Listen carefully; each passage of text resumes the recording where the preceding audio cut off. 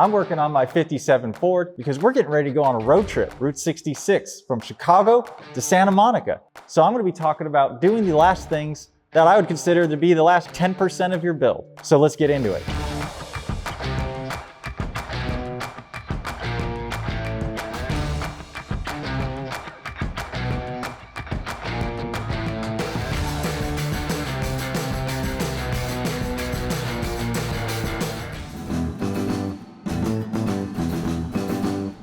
Ethan at home this weekend because I'm gonna go off on a motorcycle camping trip. Sometimes girls just need to have fun. As you can see, I'm missing the misses, but that's okay. I'm here at home having fun with my car. We're getting ready to go on a big road trip in this old thing. We're gonna be doing the AC, the headlights, the taillights, some other stuff. But why, you ask? Because it's time. It's time to finish this last 10% of the car. I've had this thing for 6 years. I work on it about every 3, so now it's due. We're gonna get into this thing and we're gonna dial this guy in to where it's a nice, comfortable, safe, reliable car that I can take on the entirety of Route 66. I've got a lot of work I'm expecting this car to do, and we're gonna go through to make sure that this car can actually deliver on this entire trip. And I can't wait to see what Kristin's been up to as well. If you guys just hang out, we're gonna go through a bunch of stuff, show you some cool parts, and hopefully you guys will enjoy it. So let's get into it. Start thinking to myself, what do I need to be worried about? What should I be concerned about if I'm gonna go drive over 2,000 miles? And I figured I'm gonna be driving at night. So one of the things I really wanted to make sure that I had was good headlights. And that's why I decided to swap out from these halogen bulbs to a nice set of LEDs from Oracle Lighting. These things are gonna be sick, and they've got the cool RGB halo and all sorts of cool rad stuff. I can't wait to put them on. Install is gonna be pretty straightforward. It's just pretty much plugs into your existing halogen plug. The only other thing you gotta do is run this other wire for the halo control. Other than that though, very, very simple install. Should go right into these sockets and really update the headlights of this car. Not only as far as style goes, but as far as the quality of the headlight beam that I get as I'm going down the road. So the better the headlight I can have, the safer I'm gonna feel on the road, and the safer me and my wife will be on the road. So that's really my main concern, is making sure this car has great visibility, not only for me to see, but also for others to see me. And these headlights are gonna give me that ability. By far the biggest job that I'm doing in this round of improvements to the vehicle to knock out that last 10% is going to be installing air conditioning into the car. And this actually requires quite a bit of work. It's not that difficult, but if you know the steps, it should be fairly easy to install. We're going to start at the front of the car by installing our condenser. Then we're going to move into the engine, where we're going to change out our pulleys to accommodate an extra belt for the AC compressor, as well as adding a bracket to the engine to mount the AC compressor, so all of that works. Then we'll have to mount the underdash unit into the car, and that's gonna provide the evaporator and the blowers, and all the cold air comes out of that. And once all of those pieces are mounted, then it's just a matter of cutting the hoses to length, fitting them, and then getting them crimped and doing a final install on the system. Pretty straightforward. Again, it is gonna take some work and some drilling of holes and some mounting things, so there's a little bit more effort involved, a little bit more than I would say the headlights or the taillights. It shouldn't be too difficult, and it's definitely gonna help the car just be so much more comfortable when we're going down the road, and kind of finish off that last little 10% that this car needs. So I've already discussed what's involved with the air conditioning as far as the engine is concerned. Now I want to talk a little bit about what's going to happen inside the car. This is where I have my little underdash unit. This is from Classic Auto Air. It's their universal underdash. It's actually really easy to install. There's just a couple brackets here that mount to the sides, and then you drill a couple holes, and that's how it mounts to the dash. Boom, boom. Then it's a matter of a couple wires into the harness for power, ground, and to the compressor. And then you've got your 2 hoses for the refrigerant, which requires 2 holes to be drilled through the firewall, and then you just pass your hoses through and it's all hooked up. So this is gonna be really easy on inside. Out on the engine is gonna actually require a lot more work than in the car. This really forced my hand when it comes to doing my gauges. Now that the AC is going underneath the dash, my little auxiliary gauges that I put in are in the way, so I have to remove them. And so that means I'm moving everything up into the dash. And most guys will have these gauges because their normal gauges either don't work or they don't tell them really anything. Like my temperature gauge, for example, has a C and an H. somewhere in the middle is where you want to be. But what is exactly somewhere in the middle? Is it 185? Is it 195? I don't know. So I would like gauges that actually tell me something, not just give me a false sense of security. And so what I've got is this sexy little bezel here that I'm going to put all my gauges into. And in order to fit this, I actually need to cut the dash up a little bit to fit this bezel. I don't have the heart to destroy my original one, so I bought another one off the interwebs, and this guy is going to get cut out, allow me to put my bezel in place, and now I could have functioning gauges like a speedometer. Funny thing, right? Who wants to know how fast they're going? You don't need to know that, just as long as you're faster than everybody else. I'm going to end up with a nice looking gauge cluster where my gas gauge works, because I've run out of gas a number of times and it'd be nice to know exactly how much gas is there. Temperature is going to be accurate, oil pressure is going to be accurate. I'll have a good voltmeter telling me that my electrical system's working. So I'll have lots of feedback from the car letting me know everything's working correctly, which helps keep me calm when I'm driving down the road. Gauges for peace of mind and AC for peace of body, because it's going to be hot and we want to stay cool. So this is really going to be key to making the trip enjoyable.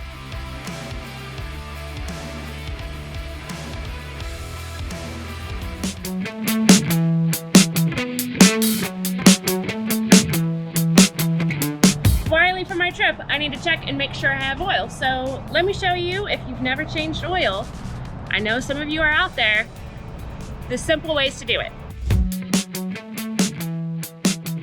First, figure out where your oil dipstick is. Most engines have a little yellow ring of sorts poking up from the engine. My Moto Guzzi requires a special tool because it has an odd shape. You are going to take the indicator, stick out of where it is. Usually on cars it pops off. On my motorcycle, it screws. You can see there's oil on it. This is not how you check your oil. First, you need to clean the dipstick off, reinsert it all the way in. You want to get an accurate reading. That's what we're doing right now. And then pull it back out. And you're looking for a minimum and generally a maximum. There's some sort of indicators on your oil dipstick. I am good on oil, so I will continue on my journey.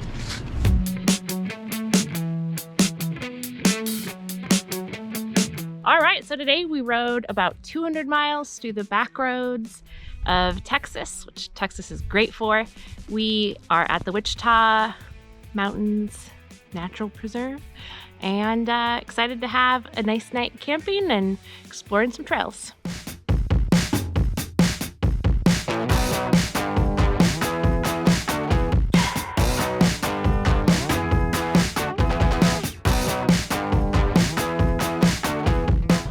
When it's hot, stop for drinks a lot.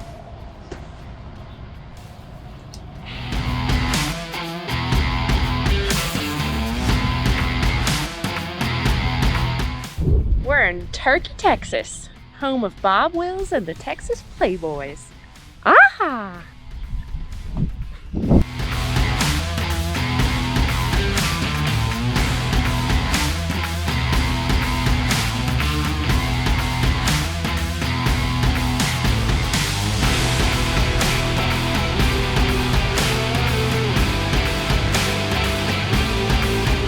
Just got home.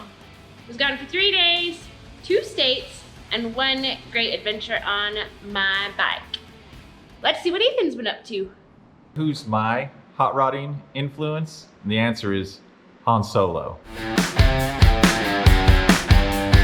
Whenever you go on a long road trip, you're bound to encounter different types of weather. It could be hot, could be cold, or it could be wet.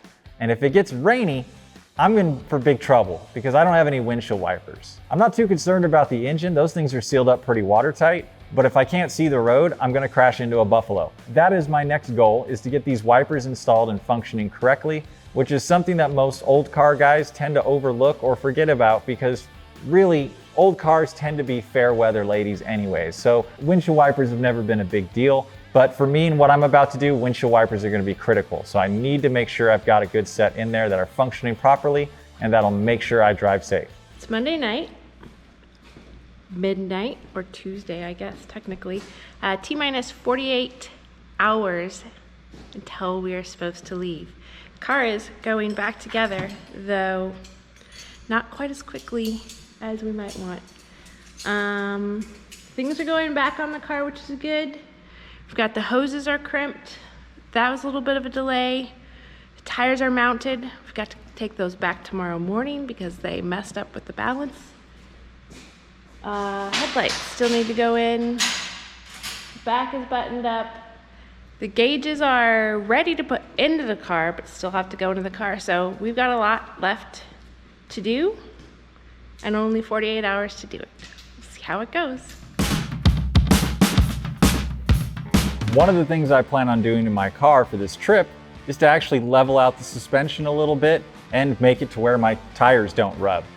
Unfortunately, I put really wide tires on my car. And this works when I'm around town, but if I'm gonna go on a trip, I'm gonna have a trunk full of luggage and tools and who knows what. Suspension is gonna drop, and that's gonna cause the rubbing issue to be really, really bad. So I'm gonna be swapping these tires out for some Nittos. I'm also gonna be doing some 1-inch lowering blocks to get the suspension to bring the car down a little bit. And I'm also gonna be swapping in these Coney red shocks instead of the Monroe helper coils that I've got back there. So this should all not only smooth out my ride, but stiffen it up and hopefully get rid of the tire rub issue that I've been encountering. That's what we're up to. Hopefully we'll get it nice and leveled out and it'll look a lot better, because right now it has got a gnarly rake on it. We want to just bring that booty back down a little bit, right? Bring the booty down. Bring the booty down.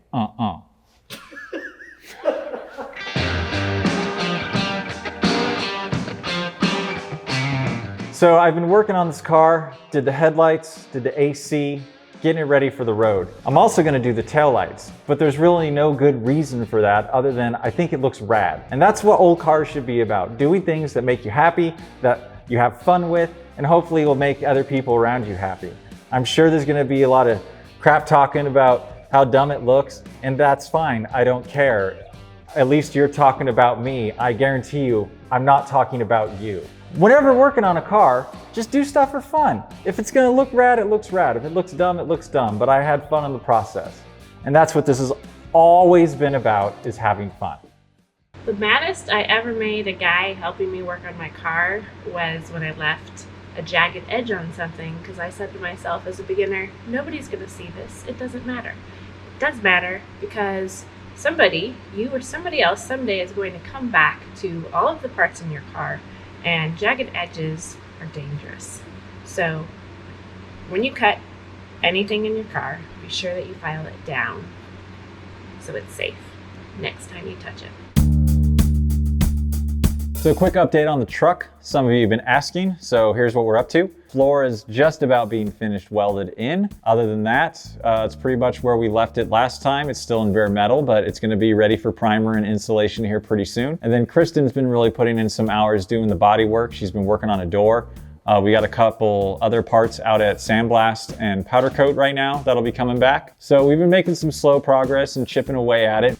Again, it's gonna probably be another couple months until we get some paint thrown on the thing. Plus in Texas, you know, you gotta depend on the weather, and it's better to paint when it's cooler and the air is more manageable. So it's gonna be looking like paint in the fall. Plenty of time to get the body work done and get this thing prepped and just do the best job we can possibly do. And there's no deadline, so it's really about working at our own pace and just making sure the quality is to where we're happy with it. So we'll hopefully have some more to show about this later.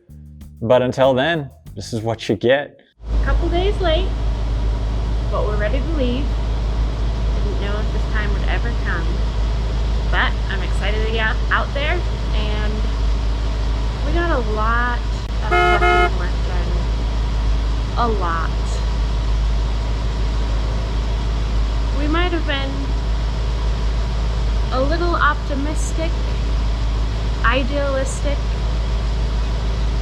and just overexcited about the amount that we chose to do before this road trip. But I think we're really going to enjoy it, and I'm really glad that it's done. All right, here we go.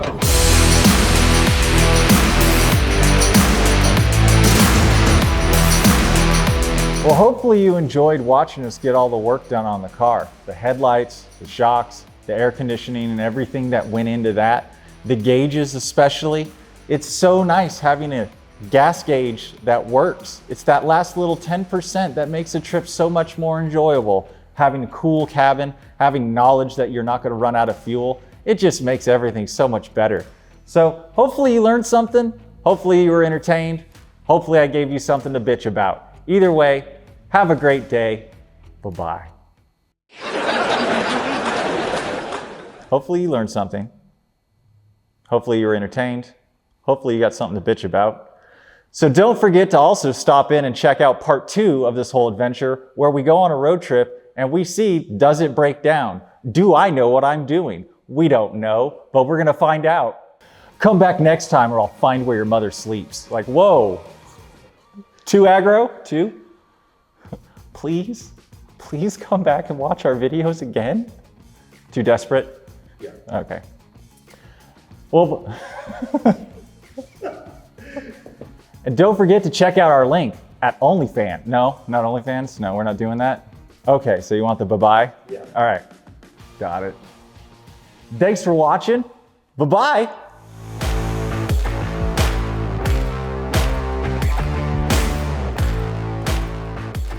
Thanks for watching Driving Line. If you guys like this video, consider subscribing to our channel so you'll never miss any of the content we create here. Whether you're into trucks, Jeeps, imports, domestic vehicles, or anything in between, we are here to fuel your passion. So hit that subscribe button and we'll see you guys next time.